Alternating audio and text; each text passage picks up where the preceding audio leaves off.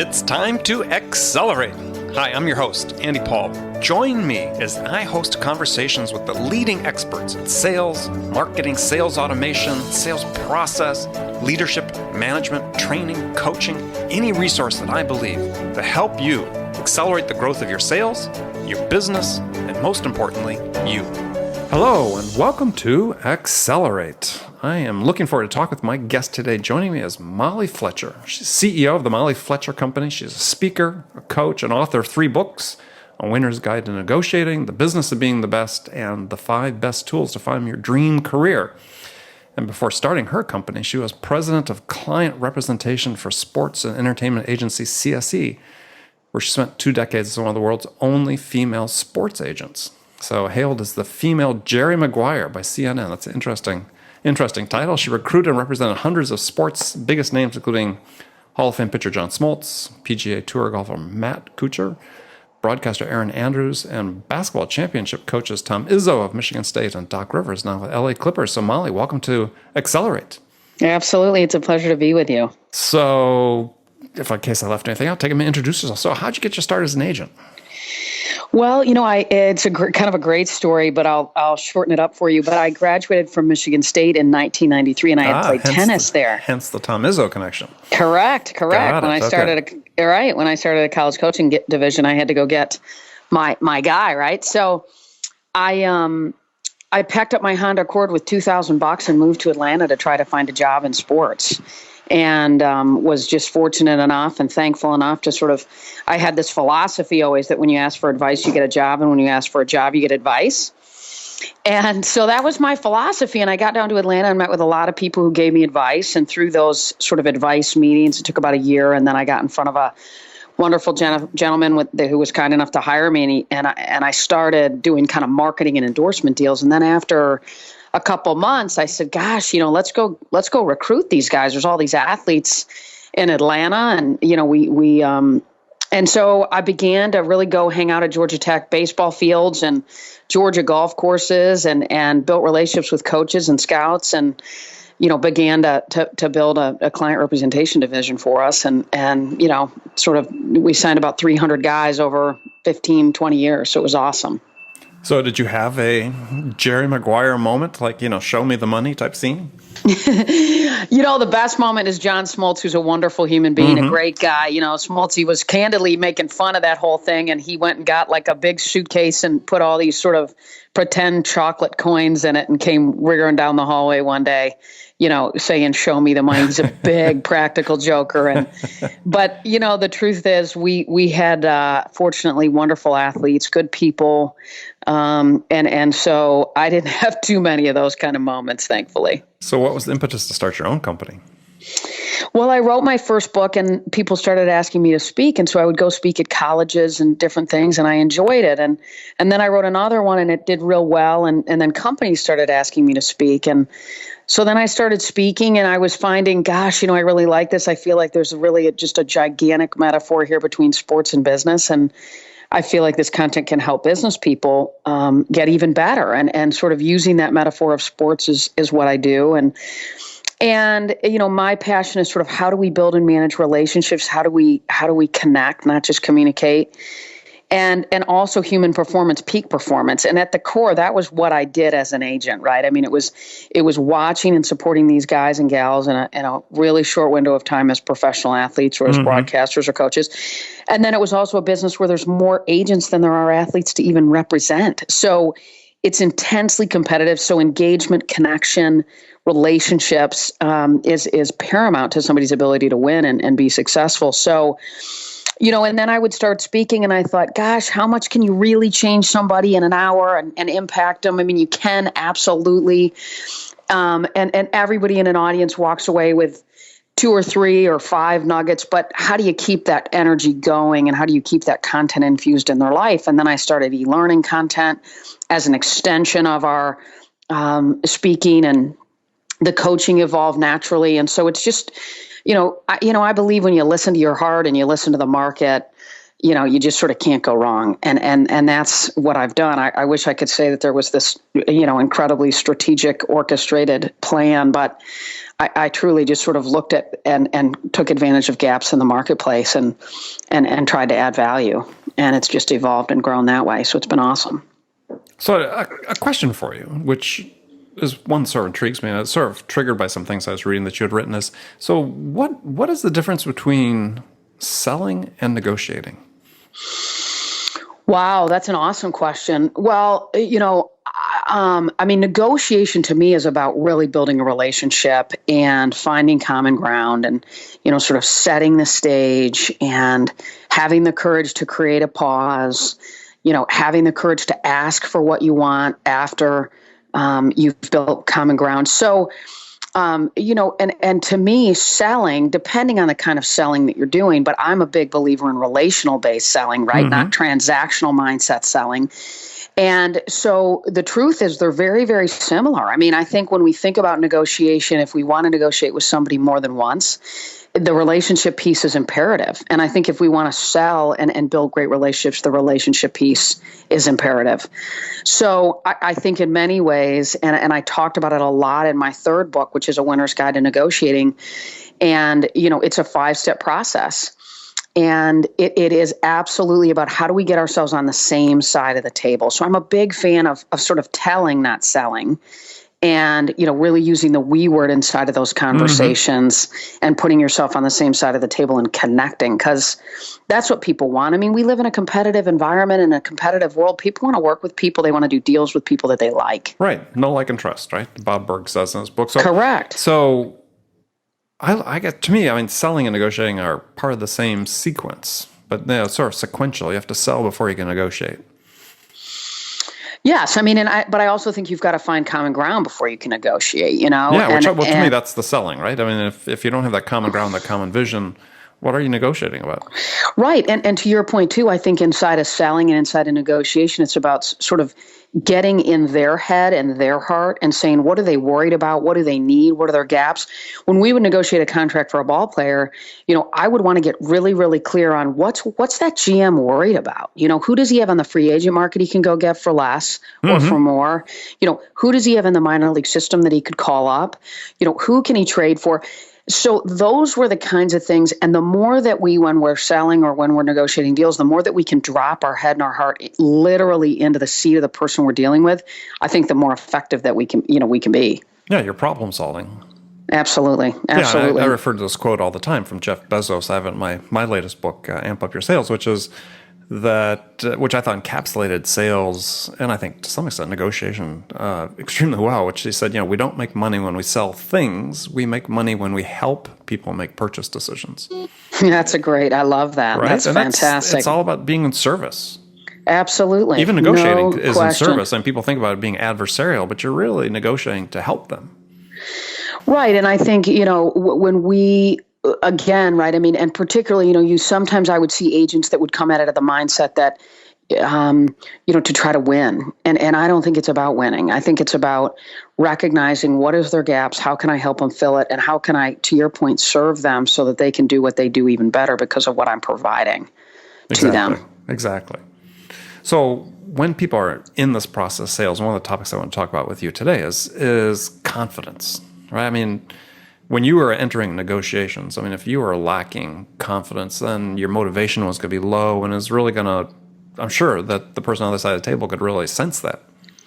No question. I believe that, when you're doing a deal or when you're having a conversation or when you pick up the phone to make a sale or walk into a boardroom to make to presentation or to have a meeting, they can tell if you believe. They can tell if you really believe that what you do and how you do it and why you do it and what you're providing, that you believe that it can make their world better and that it can serve them in a way that nobody else could.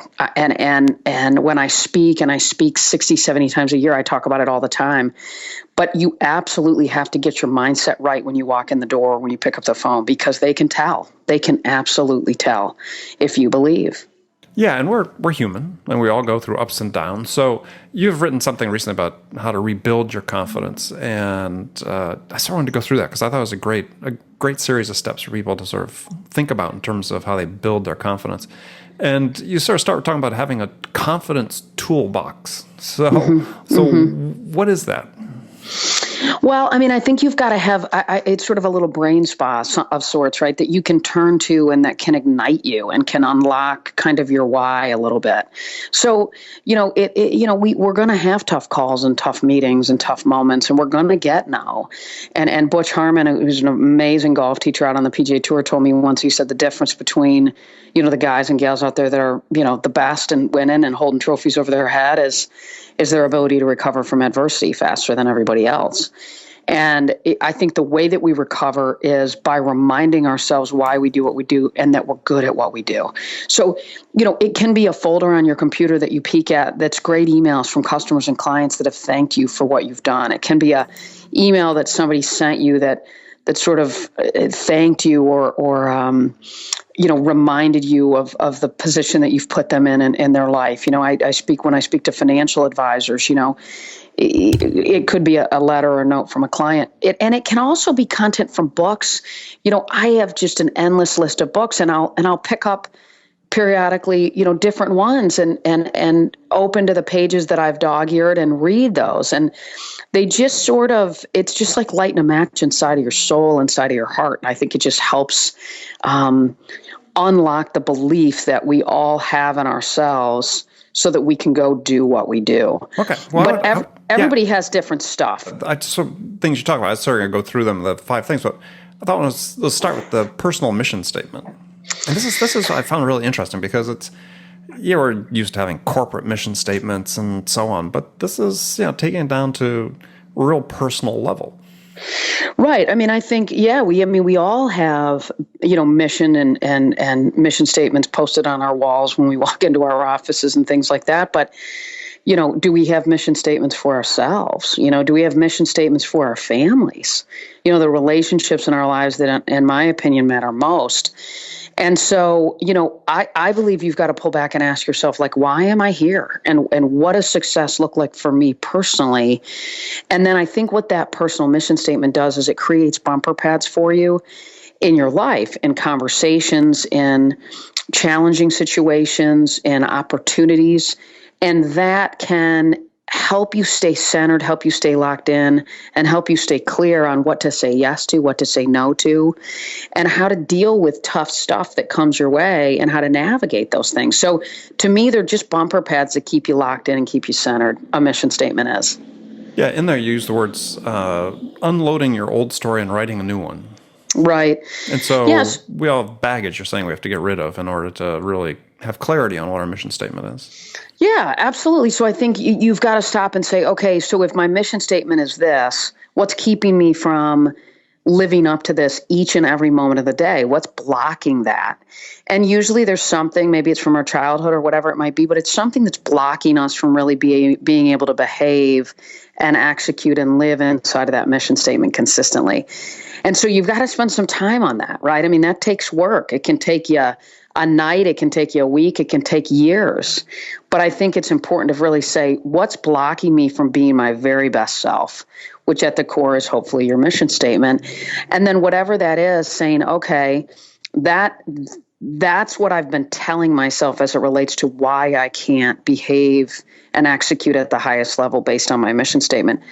And then you have to write your new mission statement. I mean, your new story, right? So what's your new story that you're going to tell yourself, since we're going to get rid of that old story, the blocker that was keeping us from that, to allow us to wake up and read that new story every day to remind us how we can unlock our best selves and live inside of our mission. So it's a process, and I would encourage people not to try to rush. But with your audience of sales folks, I mean, so maybe there's something that they're telling themselves that's blocking them from potentially closing a really big deal. Maybe there's something that's keeping them from doing that. And what is that? What are they telling themselves that's keeping them from getting that done? And whatever that is, I think you've got to get clear on what that messaging is, what you're telling yourself, and and unload that and build out your new story so you can begin to tell yourself the new story. And as you said, defining what success looks like for you, and that success isn't just a monetary goal or a quota attainment. It's much broader. I mean, so I mean, give us an example. I mean, maybe not to put you on the spot, but what's your mission statement? What's your personal mission statement? Yeah, I mean, my personal mission statement is to inspire, lead, and connect with creative courage and optimism. So I use that as a bumper pad for me inside of conversations with my kids, inside of conversations with clients, inside of conversations, all with my kids' coaches. I mean, whatever it is, I use that and say, am I inspiring? Am I connecting? Am I leading inside of this conversation or situation with creative courage and optimism? And if I'm doing that, I'm behaving as my best self, I believe. And you know what? I wrote that 6 months ago. Maybe it will evolve and change over time. I'm not sure. But for right now, I find when I line my life with that every morning, every day, all day, and at night, I feel like I show up for the people in my life that matter most as my best self. And I think for me personally, everybody has a mission statement. It's unlocking it. And then it's applying it to our life and having the discipline and the intentionality to allow it to help us use it to serve the people in our lives that we want to serve and support. So, for salespeople, whatever that mission statement might be, I think they can say that to themselves before they walk in to a big meeting, to a big close that they're trying to make. They can say that to themselves before they pick up the phone. And it just, in my opinion, helps unlock how they show up. Well, I think, better than they could. Yeah. Yeah. And use it with their families, with their business associates that aren't in sales. You have to have that consistency across your life, right? Right. Well, yeah. And it takes intent. I mean, I don't know. I mean, it's some ridiculous statistic. Like we have like 95,000 thoughts a day or, some just enormous amount of thoughts a day. And the truth is like 98% of them are the same tomorrow if we aren't intentional about changing them. Right. And that's why sort of going through that old story and building your new story and then creating rituals around how to live up to that new story, which oftentimes I would encourage people, whatever that new story is, whatever that mission statement is, read that every single morning and then read it every single night and do that for 60, 90 days so that you can build, a super highway in your brain. So that becomes a part of your life now. Yeah, because one of the tools you talk about is creating this early morning success ritual. So this would be one you'd recommend is get your personal mission statement down and very concise and succinct as you have it, and then use it as a daily affirmation in the morning. Yeah, absolutely. And read it. And it's like for me and my family, right, when we go to church on Sunday, and a lot of people say that, right, it just sort of recenters you. And I think it's so easy to get off course in life. I mean, it is so easy. And so, that ritual of reading it every morning, of rewriting it once a week, rewriting it is a really powerful thing for our brains and physically. It's good to rewrite it too. By rewriting, you don't mean recreate it, but just sit down and write it down again. Correct. Right. Just write it down again. Exactly. Oh, very interesting. I like that. Yeah, I think it's powerful. There's a lot to be said for sort of putting pen to paper, and we lose that in the world that we live in today. But it's important. And that's part of Cialdini when he talks about influence psychology of persuasion. He talks about the consistency principle, right? And one of the things way you integrate something into you is by writing it down. Absolutely, no question. Very interesting. Okay, now another tool you have in your confidence toolbox is I thought was you referred to a little bit before is your smile file. Yeah, and I think again, right? We all have a why, and so hopefully, just drop things in there that make you smile, that make you remember why you do what you do, that remind you that you're good. That just unlock. Like a lot of people have maybe their favorite place in the world as their screensaver on their phone, and they look at it, and it just makes them feel good, right? And so I think the smile file is just something that you look at that makes you smile. I mean, I don't think it's complicated. I think it's that simple. But again, it's all about kind of getting yourself and sending yourself the right messages. Right. And part of it that you talk about is, which I think is really important, is they can be symbols of previous successes and achievements you've had. So it's part of, if your confidence is low, reminding yourself of the fact that, I have achieved things I can achieve again is really important. No question. I mean, one of the things I did for, lots of our athletes over time. I mean, we had a baseball player, Smoltz, pitcher for the Atlanta Braves for a long time. And when he struggled, I had put this like 4.5 minute video together of just unbelievable pitches for him. I mean, just one awesome pitch after another, fastball, slider, curveball, just nailing it right on a nickel, right? And the guys, the batters just walking back with their head down, going to the dugout, and just real quick. And I said, dude, like right before you walk out on the mound, right? Just watch this, and lock in on this. And this kind of stuff is what the best athletes do. And, the best golfers in the world, I mean, they will sit there and watch their best golf swings. They'll watch, I guarantee you, Dustin Johnson will watch that approach shot that he hit at the U.S. Open a couple weeks ago, because that whenever and if ever, and he'll struggle one day again. The visualization is really important. Correct. Yeah. So I think it's taking the mindset and the behaviors of athletes that have gotten really clear and focused on one very clear discipline in their life and saying, okay, how can I remind myself how I got here and how I can stay here and how I can hold trophies over my head. And so I think it's that same thing for business people, right?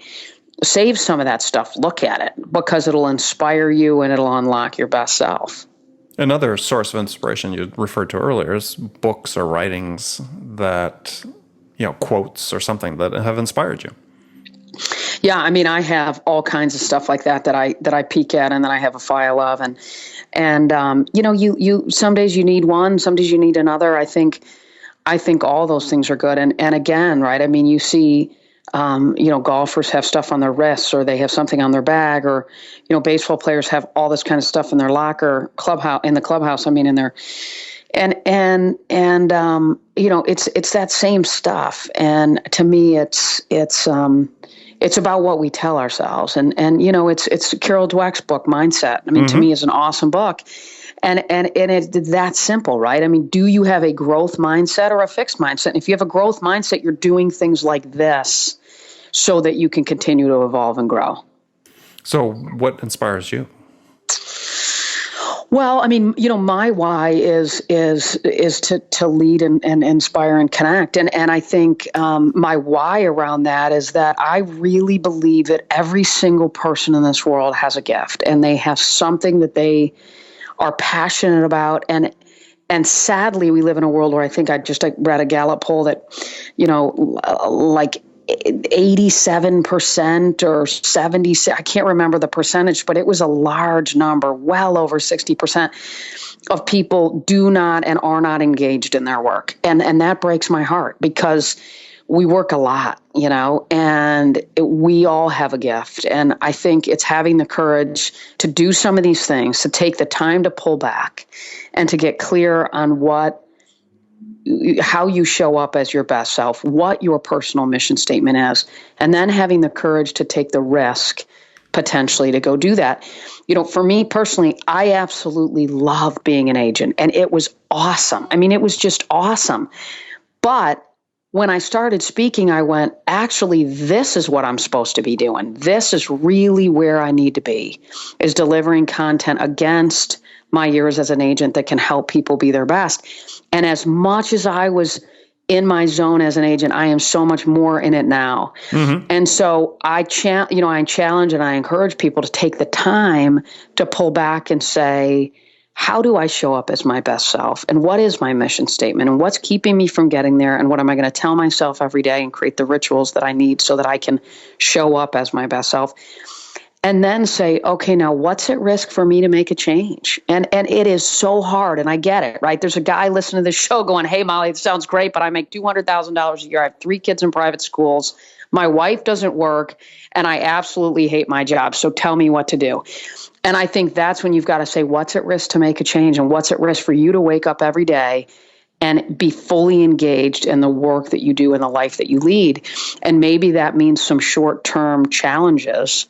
But at the end of the day, I believe that helps you unlock your best self for the people that you love the most, which is your family. Right. And I think for those people, one way to help get clarity is to, and you referred again to this in your toolbox for confidence, is to, at that point, serve others. Right. Yeah, build Right. confidence in others you talk about, but it's really about serving others. I think Well, yeah. I think if you want to get clarity on your mission, your personal mission statement is part of it has to be in service to other people. Well, no, I couldn't agree with you more. And I've read and helped people build their personal mission statement, and I can tell you that almost all of them are about giving and helping other people. And that's what fulfills most of us. And you look at people who have achieved great success, maybe in their business or maybe in a sport or whatever it might be.